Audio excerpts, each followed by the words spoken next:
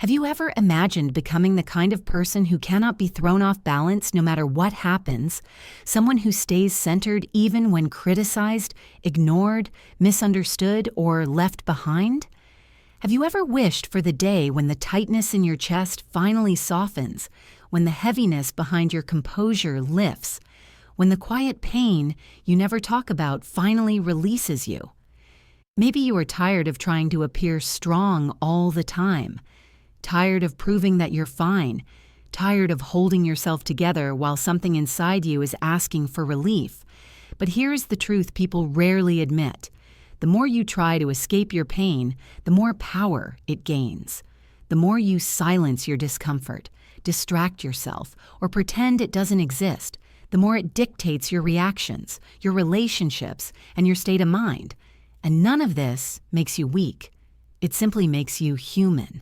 No different from anyone else, except that some people hide it better. Carl Jung, one of the deepest thinkers of the human psyche, believed that we are shaped not by what happens to us, but by what we choose to become afterward. Real strength has nothing to do with becoming unbreakable or emotionless. It is not about building a thick shell or closing yourself off from life. Strength begins when you stop running from the parts of yourself you don't understand. True resilience is not the absence of wounds. It is the awareness that allows you to see your pain clearly without letting it swallow you. If you are still here, listening, it is because something inside you recognizes the truth in these words. You are tired of being emotionally overwhelmed, tired of feeling easily shaken, tired of carrying the sense that others have too much influence over your inner world. This message is for you, and to move forward, you must be willing to look directly at the truths you've been avoiding, not to punish yourself, but to finally free yourself. So let's start. The pain you experience does not come from the world outside you. It comes from the places inside you that remain unhealed. A comment, a betrayal, a rejection. These things hurt only when they press against an old wound. That wound is the real source of your suffering. Two people can go through the same event and react in completely different ways. The difference is not the event itself, but what it awakens within them.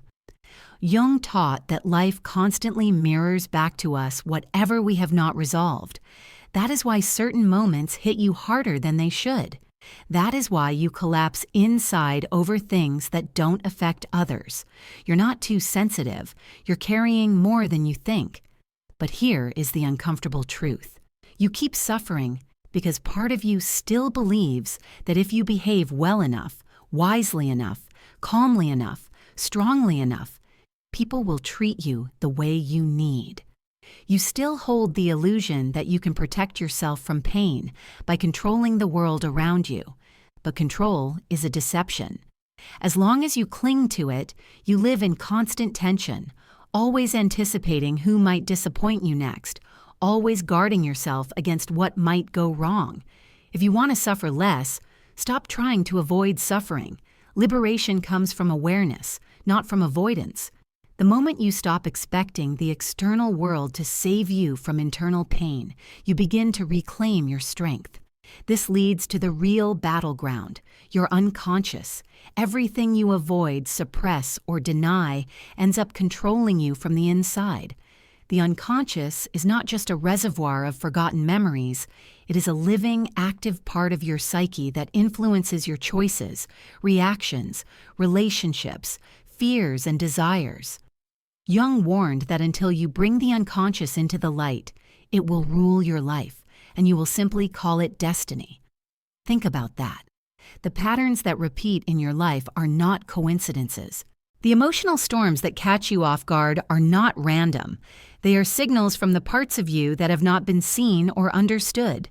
Have you noticed how certain words or actions from others can suddenly trigger a surge of pain or anger?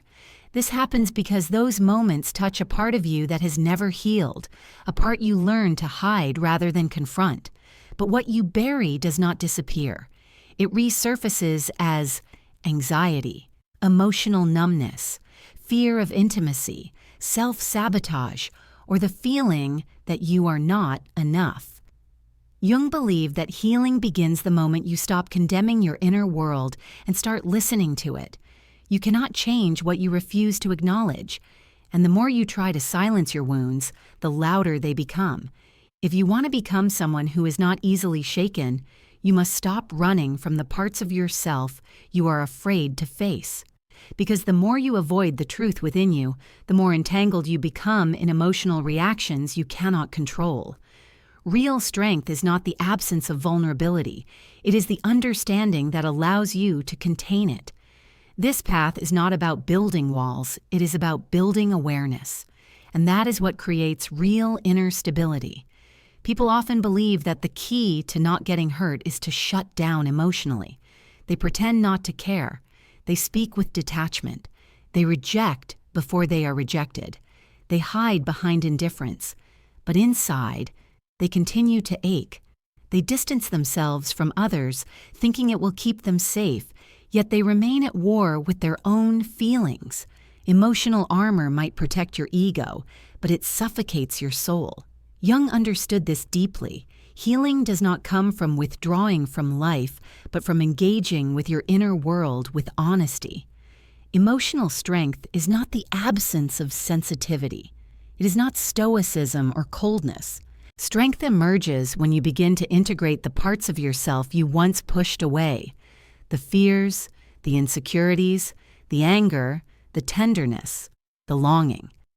When you stop pretending to be fine, when you stop performing strength and start embodying it, this is the essence of Jung's concept of individuation, the process of becoming whole, not flawless, whole. The more you run from pain, the more fragile you become. But when you face your inner world bravely, you become grounded, steady, untouchable in the truest sense of the word. Society teaches you to avoid pain at all costs. You were raised to believe discomfort is a sign that something is wrong, that unpleasant emotions must be ignored, numbed, or hidden. And so you learn to escape, to fill the silence, stay busy, distract yourself, or pretend everything is under control. But ignored pain does not fade. It changes form. It becomes the anxiety that appears when life gets quiet, the sadness that rises without reason, the irritability toward people who haven't done anything wrong. Jung believed that pain is not an enemy, but a messenger. It comes to reveal something you have yet to confront. Suffering intensifies when you are torn between who you want to become and the parts of yourself you refuse to see. This internal conflict is what drains you. But within that pain lies the seed of transformation. Every breakdown is an invitation. Every moment of discomfort is an opening. When everything you once relied on collapses, when your illusions crumble, when life forces you to face the truth, you are pushed toward a deeper understanding of yourself. Pain strips away what is false. It brings you closer to what is real. That is why Jung said that suffering burns away everything that is not you. When you stop running, when you stop hiding, when you listen to your pain instead of resisting it, you begin to awaken. This awakening is not dramatic. It is quiet. It is subtle. It is the moment you feel yourself returning to your center. Now we must talk about individuation, the heart of Jung's teachings. Few people answer this call because it demands honesty and courage. Individuation requires dismantling everything you built to survive, the persona you created to be admired, the role you performed to be accepted, the mask you wore to appear strong. But survival is not the same as living. Individuation is the process of becoming yourself beyond the expectations of others. It forces you to confront your shadow, the parts of yourself you pretend don't exist. And through this confrontation, you grow. As you walk this path, you become emotionally untouchable, not because nothing affects you, but because you understand yourself so deeply that external events no longer dictate your inner world. You don't need to prove your worth. You don't need constant validation. You don't need to win every argument or defend every choice. You rest in the quiet confidence of knowing who you are. That is the kind of strength no one can take from you. And yes, this path can be lonely, not because people disappear, but because few are willing to meet themselves at this depth. But solitude born from authenticity is not emptiness, it is power. What ultimately protects you is not hardness, but consciousness. You do not overcome pain by becoming numb. You overcome it by becoming awake.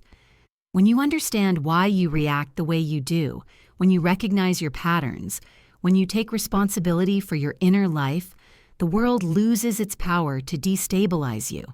You still feel pain, but you don't fall apart.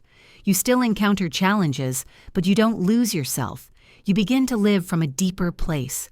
Awakening is a decision, a commitment, a daily return to yourself. Jung said, "What you resist persists. What you accept transforms." Your suffering has persisted because you resisted your truth. Now you are ready to transform. When you choose awareness, you reclaim your power. When you choose self-understanding over control, you become untouchable in the only way that matters. And if this message resonates with you, write in the comments, "I choose awareness." Keep going. Your transformation has already begun.